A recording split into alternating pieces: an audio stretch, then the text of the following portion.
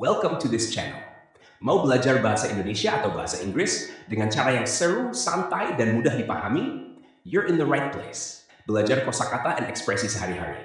Learn daily vocabulary and expressions. Dengarkan contoh situasi nyata. Listen to real-life examples. Subscribe sekarang dan nyalakan notifikasi. Let's learn together and have fun. Okay, so you're here because you want to get up to speed, like really understand something quickly, right? That's the idea. Great. Well, today we're doing a deep dive into a truly legendary group from Indonesia, Srimulat. Srimulat, yeah, iconic. Exactly. We've looked at some sources covering their history, their, unique comedy style, and the impact they had. Pretty significant impact, yeah. For sure. So our mission today is basically to figure out what made Srimulat just so incredibly popular and why we're still talking about them. What's their legacy? Well, the first fascinating thing is they didn't even start out doing comedy. Oh, really? Yeah, back in the late 1940s in Solo, they were actually a Kong music group. And Kong, that's the traditional Indonesian music style. That's the one. It was founded by Raden Tegu Selamat Raharjo and his wife, Srimulat. And her stage name, well, that became the group's name. Huh. So how did they get into comedy then? It wasn't really a grand plan. It just sort of happened. The audience, they just really, really responded to the funnier parts of their performances. So the audience basically steered the ship towards laughs. Pretty much. They saw what worked, what people loved, and leaned into it. That makes sense. Yeah. So what was their comedy like? What made it unique? Okay, so a huge part of it was language. They did this amazing blend of Javanese and standard Indonesian. How did that work? Like code switching? Sort of, but more deliberate. They'd mix, say, very formal Javanese with super casual Indonesian slang. It created these funny clashes based on social cues and language expectations. Very clever. Okay, interesting. And another massive thing was improvisation, like really relying on it. So not much of a script. Often, yeah, very loose or sometimes none at all for certain bits. It meant the chemistry between the performers had to be absolutely electric. They needed that timing, that quick thinking. Wow, that sounds intense. And I heard they sometimes touched on sort of real life stuff too, not just jokes. Absolutely. That's a key point.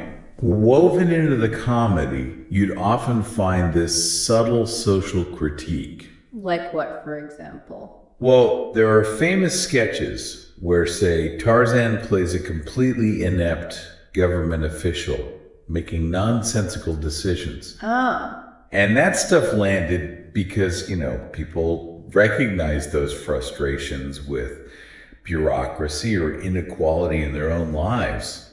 It wasn't preachy, but it definitely reflected society. Made you laugh, but also think a little. Right. Comedy with a bit of an edge. Okay, so alongside this style, they must have had some memorable performers. Who were the big Srimulat characters? Oh, definitely. The characters are legendary. You absolutely have to mention Tessie. Tessie, right? With the female persona. Exactly. And that really unique voice. Yeah. Instantly recognizable. Then there was Gundel, often played by Esmuni, famous for his exaggerated Madurese accent. Okay. Tarzan often played the pompous official type or the know-it-all. Batsuki was brilliant at this kind of absurd, almost surreal logic. Absurd logic, I like that. And you also had these great pairings like the duo Kadir and Doyok. Just classic comedic chemistry. Each one brought something totally distinct. You can totally picture how a group like that would just click, and this led to them getting really big. Oh, massively. Yeah. The 1980s and 90s, that was their golden era. They had a show on national television, the Srimulat show. A weekly show. Yeah, weekly. It reached practically everyone across Indonesia. Huge audience. It basically made them household names. That kind of reach is incredible. So, thinking long term, what's their lasting influence been on Indonesian comedy? It's huge, honestly. Yeah. Srimulat is seen as like foundational for so many modern Indonesian comedians. Any specific names? Yeah, people like Tukul Arwana, Zule, Pardo Nanang. Many big names openly say Srimulat was a major inspiration for them. So their style still echoes today. Definitely. You see bits of their improvisational approach, the character focus, even in online sketches or TV comedy now. And interestingly, there's been a bit of a comeback in interest lately. Oh, yeah. How so?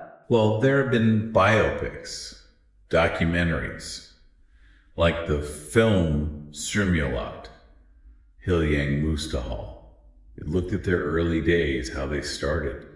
Seems like there's a new appreciation growing. That's great to hear. From a small music and drama troupe to, well, a comedy institution, quite a journey. It really is. Yeah. I think summing it up, their magic was that mix. Yeah. The specific cultural humor, those unforgettable characters, the live energy from the improv. Uh-huh.